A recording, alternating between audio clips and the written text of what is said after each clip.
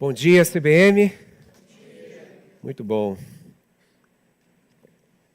Muito bom estar com os irmãos. Muito bom estar reunido e poder cantar louvor e celebrar o nome do nosso Deus. E perceber o quanto Deus tem nos abençoado, quanto Deus tem nos guiado, tem nos conduzido. Semana passada nós terminamos a série de Romanos. E durante essa semana, nos grupos pequenos, essa semana passada, a gente pôde conversar algumas coisas que Deus falou ao nosso coração durante pelo menos os 7 primeiros capítulos, né? Nós fizemos a primeira parte da série de Romanos e vamos retomar futuramente. E hoje nós começamos uma série nova no livro de Neemias. E vamos trabalhar não no livro todo, mas durante 5 semanas vamos trabalhar alguns textos bíblicos do livro de Neemias. E vamos terminar um pouquinho antes do aniversário da igreja, que é no mês de agosto. Eu espero que, assim como fomos abençoados através da série do livro de Romanos, nós possamos ser abençoados também, que Deus possa falar aos nossos corações também, através da sua palavra poderosa, através do livro de Neemias. Amém? Queridos, nós já ouvimos, né, e vimos alguma coisa aqui no vídeo, né, com relação a essa série. Mas o livro de Neemias ele vai tratar de uma reconstrução, da restauração dos muros da cidade de Jerusalém. Quando a gente pensa em fazer muros ou construir um muro, normalmente está pensando na segurança do que está dentro, né? E faz muito sentido, a gente vai caminhar nesse sentido e perceber isso. E essa reconstrução ela era importante porque Jerusalém ela era a cidade que significava lugar de adoração. Era o local da presença de Deus. Salomão construiu o templo ali na cidade de Jerusalém. E era o lugar que ele escolheu para ser dele, onde ele iria habitar. Nós percebemos isso lendo ali o texto de 2 Crônicas 7. Mas nesse momento, queridos, Jerusalém ela está em ruínas. A cidade está desolada, destruída. Mas ela não poderia continuar em ruínas, ela precisava ser restaurada, precisava ser protegida. E seus muros precisavam ser restaurados para que essa proteção acontecesse. Porém, o que nós vamos perceber, se nós formos ler, não sei se você já começou a leitura do livro, é que essa história ela vai muito além de uma reconstrução. Ela vai muito além de uma restauração física. Ela aponta para algo muito maior. Ela aponta para Jesus Cristo. É importante lembrar, queridos, que o povo, nesse momento aqui, ele vivia em uma terra estrangeira. Ele estava exilado. Boa parte do povo, nesse momento aqui, estava exilado porque desobedeceu ao Senhor, foi infiel ao Senhor. E eles foram levados para o cativeiro, foram levados para o exílio. Agora o povo ele está voltando para a sua terra e sendo reunido novamente. É importante vocês entenderem isso que está acontecendo aqui. Vai quebrar? Vou chegar um pouquinho para frente aqui, tá bom? Entre, depois você edita isso aí, tá certo? Sem figurinha, tá bom? O povo aqui é terrível, irmãos. É importante nós entendermos isso. O povo aqui em Neemias ele está retornando, ele vai começar a retornar. Mas esse retorno começou no livro de Esdras, através da autorização do rei Ciro, que havia sido profetizado anos antes pelo profeta Isaías. Vocês vão estar em terra estrangeira, mas o meu ungido, Ciro, vai liberar vocês para vocês voltarem. E Esdras, não exatamente Esdras, mas um povo no livro de Esdras volta para começar a reconstrução do templo. E agora nós vamos começar a leitura de Neemias, onde Neemias vai voltar com mais uma galera. Agora, através da autorização do rei Artaxerxes, para a reconstrução, para a restauração dos muros. E, queridos, voltar para casa tem a ver com a continuidade do povo de Deus. De onde viria o Salvador, segundo a promessa do próprio Deus. Então isso aponta para Cristo. Porque o povo não poderia ficar espalhado. A terra não poderia ficar desprotegida de modo que o povo viesse a ser consumido, porque estava desprotegido. O povo precisava retornar, precisava se reunir novamente, porque desse povo viria o Salvador. Então isso aponta para Cristo. Por isso que é importante o povo de Judá, que era o reino do sul, estar voltando para a sua terra agora. Tudo isso faz parte de um plano divino, um plano orquestrado pelo Senhor. Outro ponto importante que vemos no livro de Neemias, e que também aponta para Cristo, é que ele está preocupado não somente com a segurança do povo, mas ele está preocupado com o retorno da adoração a Deus. Nós vamos perceber isso mais claramente a partir do capítulo 8. Isso vai ficar muito nítido quando o povo se reúne para poder ler a palavra de Deus, confessar os seus pecados. Por isso que nós já aconselhamos vocês a irem lendo esse livro de Neemias, porque vai muito além de algo físico, mas é algo espiritual. É o retorno da adoração a Deus.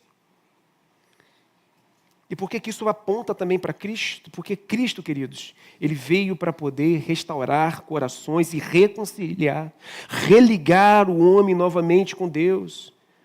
Cristo veio para poder restaurar em definitivo a adoração do seu povo ao Criador. Por isso que essa história de Neemias se assemelha com a história do próprio Cristo. O que acontece no livro de Neemias é uma sombra do que acontece de maneira plena em Jesus Cristo. Muito além de uma restauração física, de uma reconstrução física, mas um retorno à adoração. E isso vai se cumprir de maneira plena e definitiva em Cristo Jesus. Por isso que aponta para Cristo também. Dito tudo isso, queria pedir para que você abra a sua Bíblia, no livro de Neemias. Vamos ler todo o primeiro capítulo, do versículo 1 ao versículo 11. Neemias 1, do versículo 1 ao versículo 11. Pedir para que você mantenha a sua Bíblia aberta também. O texto vai ser projetado na versão NVI. Nós vamos fazer a leitura da palavra de Deus. Palavras de Neemias, filho de Acalias. No mês de Quisleu, no 20º ano, enquanto eu estava na cidade de Suzã, Hanani, um dos meus irmãos, veio de Judá com alguns outros homens. E eu lhes perguntei acerca dos judeus que restaram, os sobreviventes do cativeiro, e também sobre Jerusalém. E eles me responderam: aqueles que sobreviveram ao cativeiro e estão lá na província, passam por grande sofrimento e humilhação. O muro de Jerusalém foi derrubado e suas portas foram destruídas pelo fogo. Quando vi essas coisas, sentei-me e chorei. Passei dias lamentando-me, jejuando e orando ao Deus do céu. Então eu disse: Senhor, Deus dos céus, Deus grande e temível, fiel à aliança e misericordioso com os que te amam e obedecem aos teus mandamentos, que os teus ouvidos estejam atentos e os teus olhos estejam abertos para a oração que o teu servo está fazendo diante de ti, dia e noite, em favor de teus servos, o povo de Israel. Confesso os pecados que nós, os israelitas, temos cometido contra ti. Sim, eu e o meu povo temos pecado. Agimos de forma corrupta e vergonhosa contra ti. Não temos obedecido aos mandamentos, aos decretos e às leis que deste ao teu servo Moisés. Lembra-te agora do que disseste a Moisés, teu servo. Se vocês forem infiéis, eu os espalharei entre as nações. Mas se voltarem para mim, obedecerem aos meus mandamentos e os puserem em prática, mesmo que vocês estejam espalhados pelos lugares mais distantes debaixo do céu, de lá eu os reunirei e os trarei para o lugar que escolhi para estabelecer o meu nome. Estes são os teus servos, o teu povo. Tu os resgataste com o teu grande poder e com o teu braço forte. Senhor, que os teus ouvidos estejam atentos à oração deste teu servo e à oração dos teus servos que têm prazer em temer o teu nome. Faze com que hoje este teu servo seja bem-sucedido, concedendo-lhe a benevolência deste homem. Nessa época, eu era o copeiro do rei. Feche teus olhos e vamos orar mais uma vez. Deus, obrigado pela tua palavra. Pela tua palavra lida e exposta. a Tua palavra poderosa. Pedimos que essa palavra transforme a nossa vida. Nós pedimos que o Teu Santo Espírito, que o Espírito Santo de Deus, ilumine cada um de nós para que possamos compreendê-la e torná-la prática na nossa vida. E nós suplicamos isso em nome de Jesus Cristo. Amém. Queridos, eu gostaria de pontuar algumas coisas com vocês aqui nesse texto que nós lemos. Pelo menos 5 pontos eu destaco como pontos importantes para a nossa vida, para a nossa caminhada. Em primeiro lugar, eu quero entender quem era Neemias, quais são as informações no texto que nós lemos que falam sobre quem era Neemias. O que o texto fala sobre ele? O que nós vimos aí? Ele era filho de Acalias, certo? E por que isso é importante? Porque até no livro de Êxodo vai citar um outro Neemias, no livro de Neemias cita o outro Neemias, é só para identificar aqui de que Neemias nós estamos falando. Ele tinha um irmão chamado Hanani, ele tinha alguns irmãos, mas um deles era Hanani, vimos isso aí no versículo 2. Ele estava na cidade de Suzã, isso é uma informação importante. Suzã era a capital do Império Persa, o império que então controlava tudo, o império que dominou o Império Babilônico, que tinha sido o império que tinha levado o povo de Deus cativo para o exílio. Sabemos também, vimos no versículo 11, que ele era copeiro do rei. Isso significa que ele tinha um grau de importância, uma posição de grande privilégio e de responsabilidade no império, sendo inclusive por causa da sua proximidade até de aconselhar o rei. Ele era alguém muito próximo ao rei. Tem um lado bom e tem um lado ruim, né? O que o copeiro fazia? O copeiro tinha que provar tudo que era levado para o rei de comida, porque se tivesse envenenado, morria o copeiro primeiro. Então ele era responsável por isso. Era uma grande responsabilidade a dele. E ele estava ao lado do rei, sempre ao lado do rei, sendo capaz, às vezes, até de aconselhá-lo. Eu fico pensando, queridos, quando eu comecei a pensar, sobre isso, vendo o tempo que Neemias é tocado pelo Senhor para poder retornar, eu fico pensando, por que ele não retornou antes, né? Porque uma galera já tinha voltado para Jerusalém para a reconstrução do templo. Por que ele não voltou antes? Por que ele estava exatamente na cidade de Suzã, que era a capital do império? Por que ele se tornou copeiro do rei? Eu quero lembrar que ele não era uma pessoa daquele povo. Ele era do povo de Judá. Mas ele se torna alguém importante num reino que não é dele, que ele não faz parte. Ele fazia parte do povo escolhido de Deus, o povo de Judá. Mas ele estava agora numa posição importante num reino, numa terra estrangeira. Eu fiz essas perguntas para mim. E nós, ao longo da história da Bíblia, nós vemos. Por que aconteceu o que aconteceu com José, por exemplo, sendo vendido pelos seus irmãos, e mais tarde livrando o povo de Deus da extinção? Foi por causa de José que o povo não foi extinto. Ele reuniu o povo, levou o seu povo para o Egito, e o povo pôde se perpetuar. Havia uma promessa de que desse povo viria o Salvador. E a gente vê ao longo da história Deus conduzindo todas as coisas. Isso aconteceu com Daniel também, que se torna um governador na Babilônia, uma terra que não era sua, um reino que não era seu. Vemos um pouco antes desse episódio de Neemias aqui, Esther se tornando rainha e também livrando o povo de Deus do extermínio. Por que essas coisas acontecem? Por que Neemias se torna o copeiro do rei? Poderia ser qualquer outra pessoa, poderia ser uma pessoa do próprio reino ali, mas por que Neemias? Queridos, Deus usa quem Ele quer para os seus propósitos. E eu sempre digo isso aqui na igreja, que privilégio é ser usado por Deus para fazer parte daquilo que Deus tem feito na história. E não existe hierarquia. Talvez aos olhos humanos a coisa mais simples que nós fazemos, Deus está fazendo grandes coisas e muitas vezes nós nem sabemos. O exemplo, por exemplo, dos professores aqui do Ministério Infantil, que todo domingo estão ensinando ali as nossas crianças, qual o efeito que isso tem prático na vida dessas crianças, os evangelhos sendo pregados toda semana para essas crianças. Um sorriso que alguém da conexão dá ali ao entrar, uma pessoa, um visitante. Somos usados por Deus para o seu propósito. E nós precisamos entender isso, que nada acontece sem motivação. Queridos, Deus tem nos levado a lugares. Deus tem nos colocado em alguns lugares. Deus tem nos dado algumas coisas e tudo isso tem um propósito. Quais são os lugares que nós temos ido? Aonde Deus tem nos colocado? O que Deus tem nos dado? Nada é por acaso e tudo tem um propósito. Ele te deu uma família. Ele te colocou em algum lugar para você trabalhar. Você trabalha em algum lugar. Ou Deus te levou para alguma escola. Ou ainda, Deus te levou para alguma faculdade. Ele te plantou em alguma igreja. E Ele fez você conhecer pessoas. Nada disso é sem razão.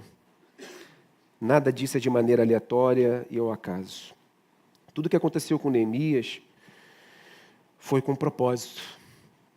Ele estava em Suzã e tinha essa posição porque Deus tinha um propósito na vida dele. E é assim também conosco, queridos.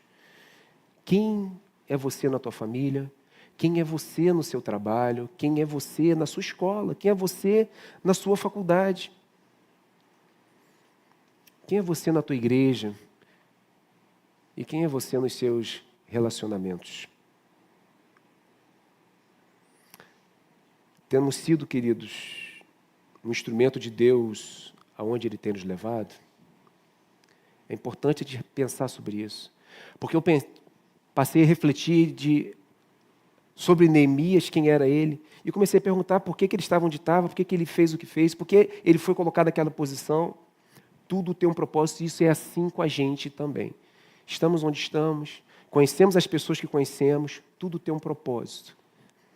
E foi assim na vida de Neemias para cumprir um propósito de Deus.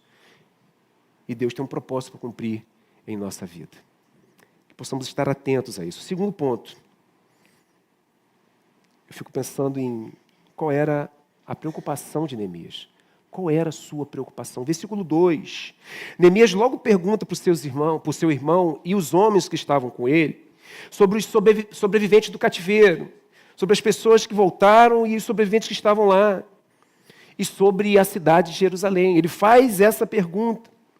E a resposta a essa pergunta, ela vai mudar a história de vida de Neemias. E ela também vai moldar de maneira instantânea os seus sentimentos, as suas decisões e as suas ações. Tudo por causa dessa resposta que ele vai ouvir, a pergunta que ele fez. Ele que vivia, queridos, confortável no palácio, e aí nós vemos uma semelhança com Cristo. Neemias vivia confortável no palácio, e ele vai deixar esse conforto. Vai botar a mão na massa. Ele vai reconstruir os muros junto com o seu povo. Jesus também, queridos, ele deixou a sua glória, deixou o conforto do palácio celestial para vir nos servir. E olha a semelhança na história, olha o apontamento também, mais uma vez, no livro de Neemias, apontando para Cristo. Ele vai sair da sua zona de conforto, nós já vamos falar sobre isso, o fato de Neemias sair da sua zona de conforto. Mas isso me faz pensar se estamos dispostos, queridos, a fazermos perguntas que nos tirem da nossa zona de conforto. Será que nós queremos fazer perguntas que vão nos impulsionar, que vão nos levar a sairmos da nossa zona de conforto? Estamos, querido. Ou é melhor não perguntar nada, porque isso vai me custar alguma coisa? É algo para poder refletirmos também. Ele não perguntou, olha, será que em Jerusalém tem uma terrinha para mim? Será que se eu voltar vai ter um lugarzinho para mim, para eu poder fazer a minha casa? Será que se eu voltar para Jerusalém eu não vou correr perigo, não vou estar exposto? Porque, afinal de contas, os muros estão derrubados. Será que eu não corro perigo? Não, queridos. Ele não estava pensando consigo mesmo. Essa natureza humana de pensar somente em si, esse egoísmo. Uma frase que conhecemos muito, farinha pouca, meu pirão, primeiro eu, segundo eu, terceiro eu. Não, ele não faz essa pergunta. A pergunta foi, como está a cidade do meu Deus, como está Jerusalém, como estão os meus irmãos, como está o meu povo. A pergunta não é sobre ele, mas sobre o outro. E sobre o lugar da adoração de Deus. Deus falando através do profeta Jeremias, Em Jeremias 15, versículo 5, vai dizer o seguinte: quem terá compaixão de você, ó Jerusalém? Quem se lamentará por você? Quem vai parar e perguntar como você está? Neemias pergunta. Neemias se importa. Neemias, ele quer saber. Queridos, nós somos capazes de olhar além de nós mesmos? Te incomoda a situação da igreja hoje, na tua cidade, no seu estado, no seu país e no mundo? Te incomoda a situação da igreja? É algo que mexe com você? Te incomoda o fato de que pessoas precisam ouvir o Evangelho de Cristo, ouvir a mensagem do Senhor? Somos capazes de fazer perguntas que nos tirem da nossa zona de conforto? Somos capazes disso? Ou ficar aqui quietinho, queridos? Está muito bom. Está gostoso. Estávamos ali no café e comunhão, estava quente. A gente fez o quê? Ligou o ar-condicionado. Opa, que beleza, que refrigério. Está bom demais. Mas o que acontece lá fora não te incomoda? Você é capaz de fazer perguntas que te tirem da sua zona de conforto? Neemias foi capaz disso. E nós precisamos também. Terceiro ponto, nós vamos ver exatamente qual foi a resposta de Hanani e os homens que vieram com ele de Jerusalém. E ele diz o seguinte, a resposta foi a seguinte: olha, aqueles que sobreviveram ao cativeiro, veja bem, aqueles que sobreviveram e estão lá na província, passam por grande sofrimento e humilhação. O muro de Jerusalém foi derrubado e suas portas foram destruídas pelo fogo. Poderia ser esse, queridos, o prenúncio do fim do povo de Judá. O povo está desprotegido. Pode ser consumido, pode vir uma nação e matar a todos. E como que fica a continuidade do povo, lembrando o povo esse que viria o Salvador? Mas o Deus soberano, poderoso, continua regendo a história e usando quem Ele quer para os seus propósitos, queridos. Se isso acontecesse, como Jesus viria? Mas Deus tem um propósito e Deus controla todas as coisas. O propósito dele vai se cumprir. Mediante a resposta do seu irmão, nós vamos ver agora o nosso quarto ponto, que é a reação de Neemias no versículo 4. Observe esse versículo. Veja o que ele faz diante da resposta do seu irmão. Ele tem 5 ações de imediato. Percebam que ações não necessariamente são ações de movimento. Eu posso estar estático, está tendo algumas ações, está fazendo alguma coisa. Percebam, ele se senta, ele chora, ele lamenta, ele jejua e ele ora. Ele ora ao Deus dos céus, é o que o texto vai dizer. Diante da calamidade, queridos, pessoas que não têm o Senhor, elas podem se sentar, elas podem chorar, elas podem até lamentar, mas para por aí. Mas quem tem o Senhor pode, além de fazer isso, jejuar e orar ao Deus dos céus. Afinal de contas, nós temos um Senhor, nós temos um Deus.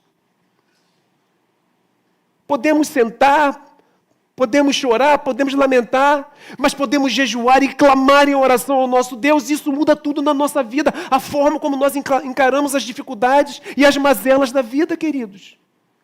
Nós podemos clamar ao Deus dos céus. O ato de sentar-se e chorar é uma coisa comum dos judeus. Tem um salmo que fala um pouco desse momento do cativeiro dos judeus, na Babilônia ainda, o Salmo 137, versículo 1. Olha o que diz o texto: junto ao giz da Babilônia, nós nos sentamos e choramos com saudade de Sião. Essa saudade aí é a saudade da presença de Deus. Mas o que eles fazem para poder se lamentar? Eles sentam e choram. Eles sentam e choram. Queridos, Jeremias foi um profeta que chorou diante da situação de Jerusalém. Paulo chorou por causa da mensagem do Evangelho. Jesus Cristo, quando viu a cidade, chorou sobre ela. Jesus estava se aproximando de Jerusalém e olhou para ela. e viu a maldade do seu coração, viu o quanto eles estavam distantes do Senhor. Lucas 19:41 registra esse momento de Jesus dizendo que quando Jesus se aproximou e viu a cidade, chorou sobre ela.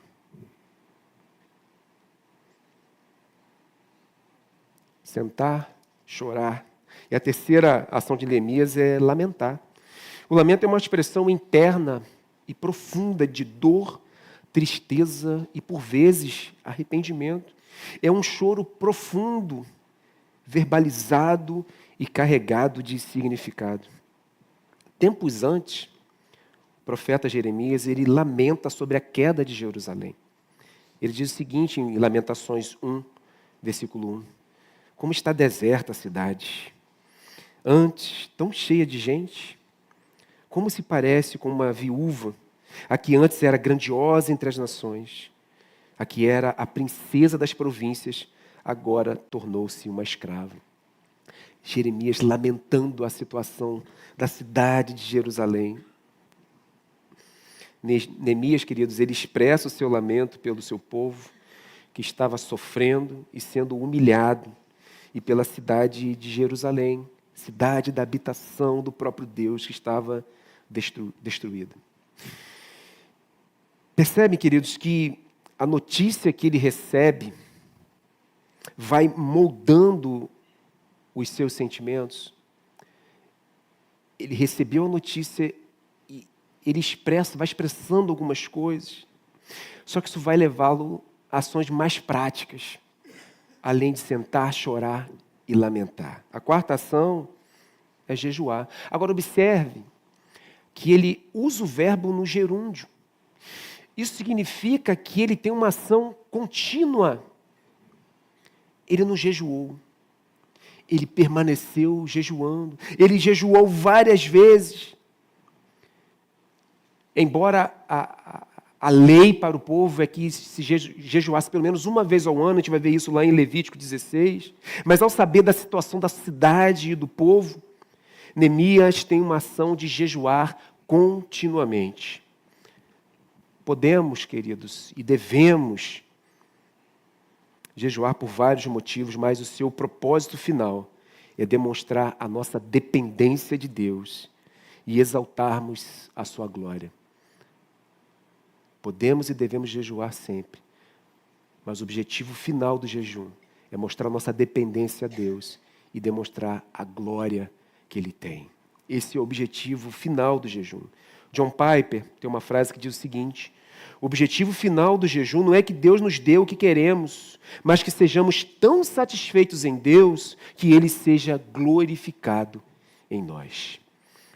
O jejum, queridos, tem deixado de ser uma prática na igreja. Às vezes as pessoas até jejuam, mas jejuam com as motivações erradas. Você tem jejuado? Essa é uma prática comum? Jesus Cristo espera que nós jejuamos, porque essa é uma prática do povo de Deus, demonstra a nossa dependência do Senhor e que a glória é sempre dada a Ele. Neemias jejuou porque isso fortalecia a sua oração e a sua fé em Deus. E nós, queridos, precisamos fazer o mesmo. A quinta ação de Neemias foi orar. E ele faz isso 12 vezes nesse livro. Eu já incentivei vocês a lerem o livro todo de Neemias, que tem 13 capítulos, né? E ele vai orar durante 12 momentos aqui. Ele começa orando no capítulo 1 e ele termina fazendo várias orações no capítulo 13. Nunca é demais dizer, queridos. Posso repetir todo domingo aqui, se for necessário. A oração precisa fazer parte da vida do crente. Não é possível dizer que professamos a nossa fé em Cristo, no Senhor, e não conversarmos com Ele, e não falarmos com Ele. A ação final de Neemias foi orar. Isso precisa fazer parte da nossa vida também. Vocês perceberam o que Neemias fez antes de tomar qualquer decisão? Pararam para pensar sobre isso? Antes de tomar qualquer decisão, o que ele fez? Neemias não fez nada antes de se sentar, de chorar, de lamentar e jejuar e de orar ao Deus dos céus. Por vezes, nós agimos por conta própria, né? sem considerar o Senhor. Por vezes, sequer oramos. Fazemos as coisas do nosso jeito e não consultamos o Senhor. Me lembro do rei Davi, né? Sempre que ia à guerra, ou que precisava ir à guerra, normalmente ele consultava o Senhor. Ele orava ao Senhor. Senhor, vamos combater esse povo? Nós precisamos fazer o mesmo, queridos. Mas não foi assim com Neemias, né? Neemias orou ao Senhor. Risby, em seu comentário bíblico dispositivo, ele tem um trecho que diz o seguinte: com muita frequência, fazemos nossos planos e então pedimos que Deus os abençoe. Mas Neemias não cometeu esse erro.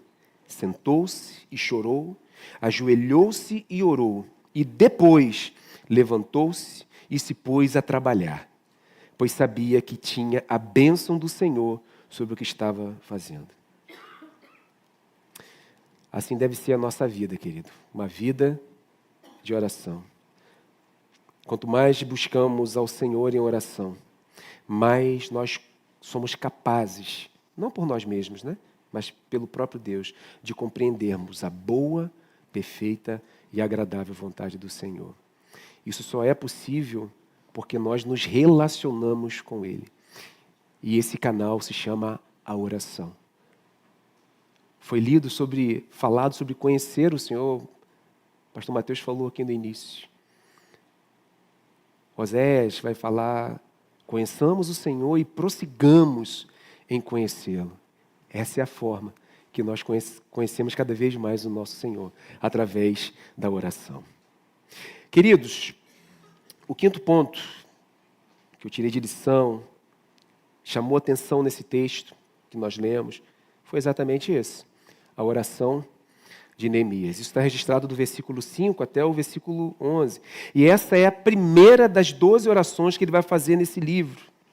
E eu queria apontar pelo menos 3 aspectos importantes dessa oração que ele faz e que nos ensina muito. Tá? Ele exalta a Deus, ele confessa os seus pecados e ele, enfim, faz o seu pedido.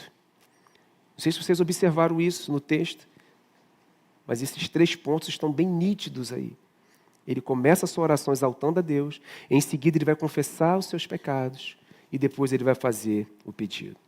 Primeiro ponto, exaltação a Deus. Na sua oração, Neemias, ele exalta a Deus no versículo 5. Percebam que ele começa a oração fazendo exatamente isso e destacando os atributos de Deus. Olha o que ele diz: Senhor, Deus dos céus. É importante dizer isso.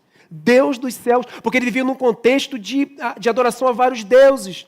Ele está dizendo com isso que só existe um único Deus, exaltando um único e verdadeiro Deus. Senhor, Deus dos céus. E ele continua, Deus grande e temível, fiel à aliança e misericordioso. Alguma semelhança com a oração do Pai Nosso, que Jesus nos ensinou também? Pai Nosso que estás nos... Senhor, Deus dos céus, Neemias vai dizer... Santificado seja o teu nome. Ele fala do Deus dos céus e começa exaltando ao Deus, exaltando os seus atributos. Santificado seja o teu nome. Esse é o atributo da sua santidade. Quando eu oro, quando eu e você oramos, nós começamos exaltando esse Deus ou a gente começa a nossa oração despejando uma penca de pedidos pessoais? Como é que é isso? Você começa exaltando a Deus ou começa dizendo aquilo que você precisa, aquilo que você quer? Eu me lembro que uma época da minha vida, no meio da oração, eu parei e pensei sobre isso. Caramba, eu estou pedindo só coisa para mim? Comecei a oração começando pedindo, me exaltei ao Deus grandioso. Isso me chamou a minha atenção e desde lá eu passei a ter atenção, a observar de maneira detalhada de como é que eu me relaciono com meu Deus. E normalmente a gente começa a nossa oração fazendo uma porção de pedidos e normalmente são pedidos egoístas. Não sabemos pedir, não sabemos nem pedir, queridos. E Tiago fala sobre isso. Tiago capítulo 4, versículo 13, vai dizer: quando pedem, não recebem, pois pedem por motivos errados para gastar em seus prazeres. É uma oração egoísta. Podemos até pedir coisas boas, mas com propósitos egoístas muitas vezes, queridos. O meu pedido de oração, ele nunca tem a ver comigo mesmo, mas com o outro e principalmente com o reino de Deus. Por isso eu começo exaltando a quem comanda esse reino. Por isso que a minha oração começa glorificando e adorando a esse Deus. Por exemplo, eu posso numa oração começar exaltando, adorando a Deus, e na hora de chegar no pedido falar: Deus, eu peço pelo meu filho, vou dar um exemplo aqui, peço pelo meu filho para que ele passe na faculdade, ele se forme, e através da sua profissão ele possa servir a outras pessoas, e através disso glorificar a Deus. Percebam como a oração nos ensina. Eu me lembro que, fazendo contato com membros, que nós fazemos sempre aqui, o presbitério da igreja, perguntando se tem algum pedido de oração, e teve uma jovem que eu perguntei: tem algum pedido especial? E ela me respondeu assim: eu queria pedir por um estágio. Estou precisando fazer um estágio. E através disso, servir melhor e adorar a Deus. Foram as palavras dela. Não exatamente com essas palavras que eu estou usando aqui, mas mais ou menos isso. Meus irmãos, eu quase chorei. Porque quem faz um pedido de oração porque quer servir melhor a Deus através da sua profissão, nós devemos ser assim. Nós devemos lembrar que somos quem somos por um propósito. Nós já falamos sobre isso. Não é sobre mim, mas é sobre o outro. É sobre mim, é sobre o outro e é sobre, acima de tudo, o reino de Deus. Eu converso muito com minha filha. Está no 8º ano. De vez em quando eu pergunto a ela: já sabe o que você vai ser? O que você quer estudar? Aí cada hora ela quer uma coisa, né? Não sei se seus filhos são assim também, né? Já mudou umas 3 vezes. Meu filho, perguntar a ele falou que quer ser entregador de iFood. Ele fala. Já falou que quer ser caminhoneiro. Ele quer andar de moto para fazer o quê, Casé? Fazer o grau, né? Dar o grau na moto. Ô, Senhor, me ajuda a mim e a minha esposa na criação. Ajuda a gente. Mas eu converso muito com minha filha e pergunto a ela o que ela quer ser, o que ela quer estudar. E essa é uma orientação para os pais que têm filhos adolescentes. Oriente a seu filho: sim, você vai ter que escolher uma profissão que te dê dinheiro. Né? Mas, como diz o profeta Frejá, pois é preciso viver também, né? Mas que você diga a ele que é mesmo dono de quem? Não é isso que Frejá falou? É um poeta, né? Mas é claro que você tem que escolher uma profissão que te dê dinheiro. Nós precisamos. Ele não pode nos dominar. E eu falo com ela também.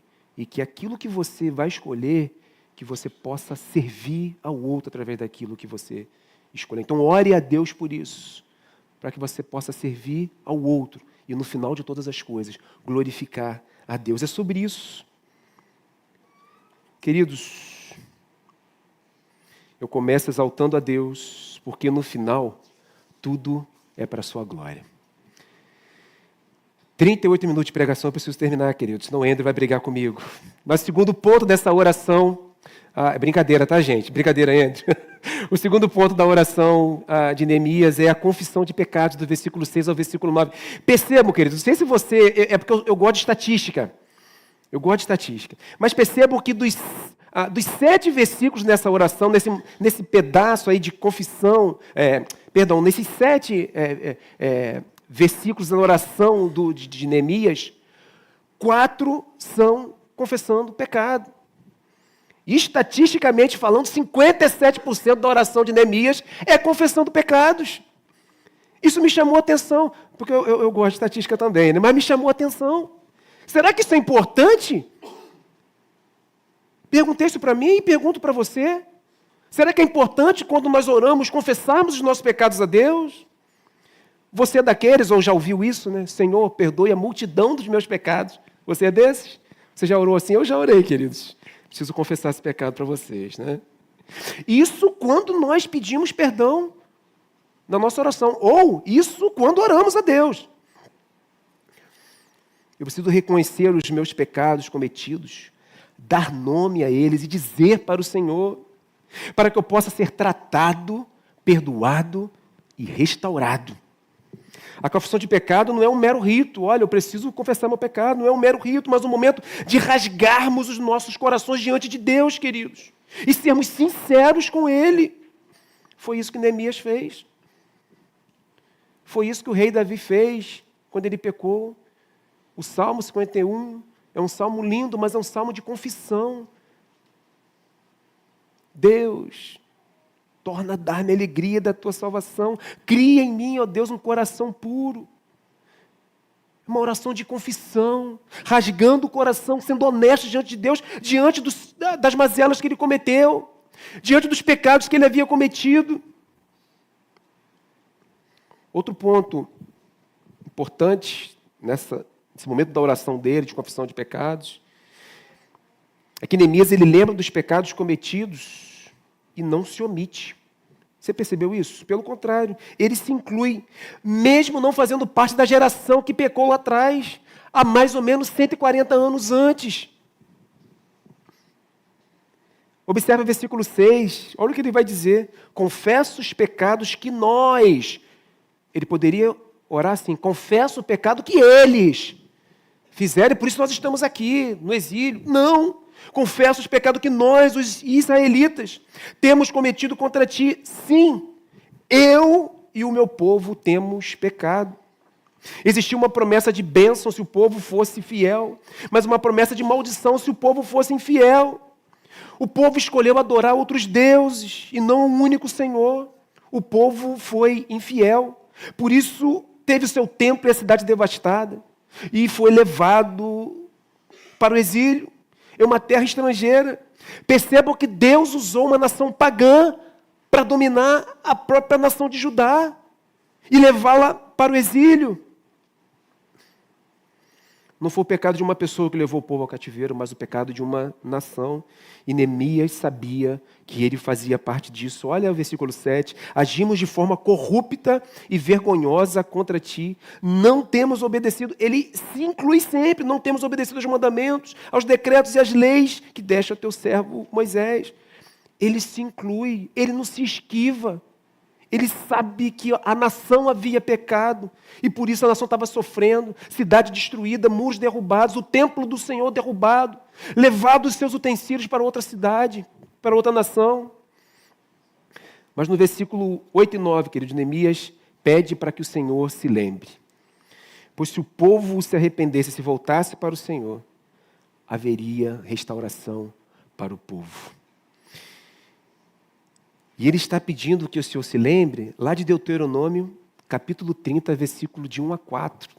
E eu queria que você abrisse aí, Deuteronômio, capítulo 30, é o 5º livro da Bíblia, capítulo 30, versículo de 1 a 4. O texto diz o seguinte, Neemias está pedindo para o Senhor lembrar.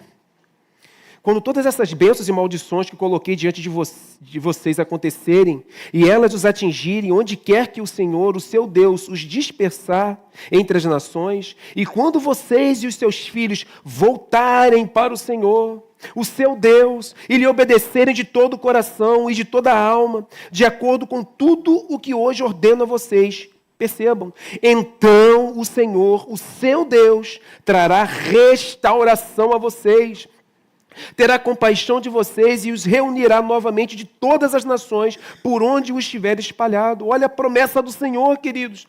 Mesmo que tenham sido levados para a terra mais distante debaixo do céu, de lá o Senhor, o seu Deus, os reunirá e os trará de volta. O que Deus está fazendo aqui agora com o povo, queridos? O que Deus está fazendo com o povo aqui? Está trazendo de volta. No livro de Neemias já voltou uma galera, no livro de Esdras já voltou uma galera, está voltando uma galera agora com Neemias. O povo está sendo reunido, o povo está sendo levado de volta. No início da oração, no versículo 5, ele ressalta, ele enfatiza que Deus é fiel à sua aliança. Neemias sabia que se o povo se voltasse para o Senhor, Deus traria restauração para o povo, porque Deus, ele é fiel. Queridos, isso não aconteceu só no passado. Isso acontece comigo e com você hoje. Jamais seremos desamparados. Jamais. porque o Senhor, Ele é fiel. Percebem o quanto a confissão de pecados nos leva para perto de Deus? Vocês conseguem perceber isso? Nas suas orações, você tem tirado um tempo para poder confessar os seus pecados? Ou você começa falando, Senhor, e sai pedindo a porção de coisas para Deus, coisas que não têm a ver com o outro e não têm a ver com o reino. Fique de reflexão para nós, queridos. E em último lugar, foi o pedido dele. Terceiro ponto da oração foi o pedido, versículo 10 e versículo 11. Neemias faz questão de lembrar que Deus tem um povo. Perceberam isso? E se Deus o livrou uma vez, Ele é capaz de fazer de novo e quantas vezes forem necessárias. Ele ressalta que Deus fez isso com grande poder, com seu braço forte. Ele está lembrando aqui como Deus havia livrado o povo dele lá no Egito. Lá atrás, o Senhor livrou o seu povo com grande poder, com seu braço forte. Então, queridos, só depois de exaltar os atributos de Deus e confessar os seus pecados, é que Neemias vai fazer o seu pedido. Mas ele não faz de qualquer jeito esse pedido. Ele faz o pedido com confiança. Observe aí. Ele vai dizer, faze com que hoje, preste atenção nisso, faze com que hoje este teu servo seja bem-sucedido, concedendo-lhe a benevolência deste homem. Deste homem aqui ele está se referindo ao rei.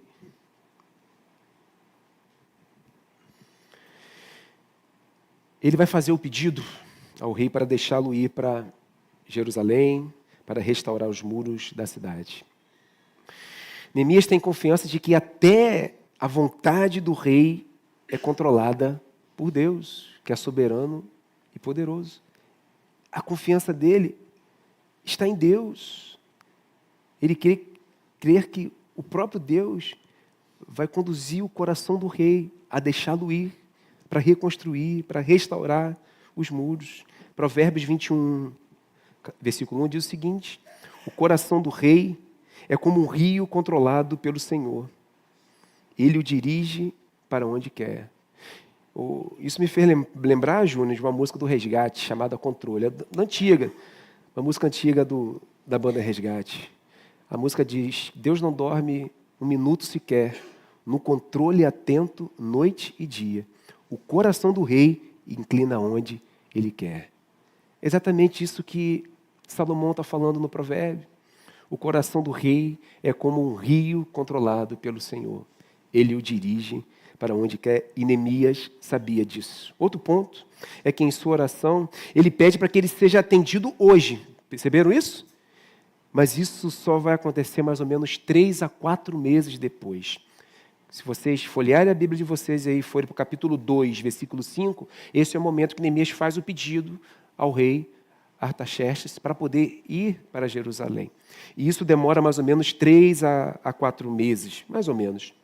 Queridos, se submeter à vontade de Deus é compreender, e não só compreender, mas aceitar o sim, o não e o espera. Ele pediu hoje, mas Deus não atendeu naquele momento. Como isso se deu, não sabemos exatamente, mas sabemos que não foi hoje, não foi como ele pediu, mas foi dentro do propósito designado já pelo próprio Deus. A confiança não está no fato do meu pedido ser atendido ou não, mas em Deus, que exerce a sua vontade, que é boa, perfeita e agradável. E que não tem só a ver comigo, mas tem a ver com o outro e com o reino de Deus. Eu preciso concluir dizendo que Neemias ele vai fazer um pedido em seu favor ao rei. Mas esse pedido envolve todo o seu povo e no final de tudo isso envolve a glória de Deus como único e verdadeiro Deus sendo adorado e exaltado. Esse é o propósito final. Queridos, em tudo na nossa vida, esse é o propósito final. Em tudo que nós fazemos na vida. Portanto, quer comais, quer bebais ou façais qualquer outra coisa, fazei tudo para glória de Deus, e esse é o objeto final de tudo que nós pedimos, de tudo que nós fazemos e de tudo que nós somos. A gente precisa se lembrar disso. A preocupação de Neemias não é somente com a restauração dos muros da cidade e com o sofrimento do povo, era isso também, mas com a restauração da adoração genuína e verdadeira ao Rei dos Reis e ao Senhor dos Senhores. Leiam o livro de Neemias, vocês vão perceber isso. Essa restauração, queridos, que o povo vai viver, ela foi fundamental e ela foi muito importante, mas era apenas um vislumbre daquilo que Jesus realizaria séculos depois na cruz do Calvário. Jesus veio restaurar de maneira definitiva a nossa relação com o nosso Criador, queridos. Foi pelo que Ele fez na cruz do Calvário, morrendo por mim e por você, é que nós podemos ter vida, e não somente vida, mas vida eterna. Foi isso que Jesus fez por nós, queridos. O que Neemias fez apontava para algo muito maior, a restauração em definitivo, o retorno em definitivo da nossa adoração a Deus, do reino que Ele instaurou e vai ser consumado totalmente quando Ele voltar. E viveremos eternamente adorando e glorificando a esse Deus. Amém? Quero chamar a banda à frente. Enquanto eles estão vindo e se preparando, eu queria apenas fazer algumas perguntas para vocês, para que nós possamos refletir e pedir a Deus, queridos, para que Ele possa transformar a nossa vida se for necessário.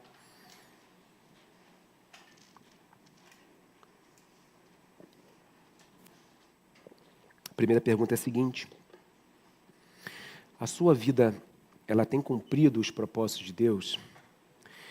Lembre-se que você não está onde está sem nenhuma razão. A sua vida tem cumprido os propósitos de Deus? As suas preocupações têm sido só consigo mesmo? Ou com as outras pessoas e também com o reino de Deus? Você tem se relacionado com Deus a ponto de sair da sua zona de conforto se for necessário? As suas orações têm sido uma lista de pedidos pessoais? Ou você procura exaltar a Deus, confessar os seus pecados e sim fazer os seus pedidos? Que envolve não somente você, mas que envolve o outro e principalmente o reino de Deus? Assim têm sido as suas orações? Você tem descansado na vontade de Deus para a sua vida? Mesmo quando Deus não te dá aquilo que você pede? Você tem descansado nessa vontade para a sua vida? E por último, mas não menos importante, há algo na sua vida que precisa ser restaurado? Há algo na sua vida que precisa ser ajustado, consertado? O convite é que você coloque isso diante de Deus. E que o poder desta palavra, não do que eu disse, o poder da palavra de Deus transforme o seu coração. Faça a mudança, a restauração necessária que a sua vida precisa. E que Deus nos abençoe.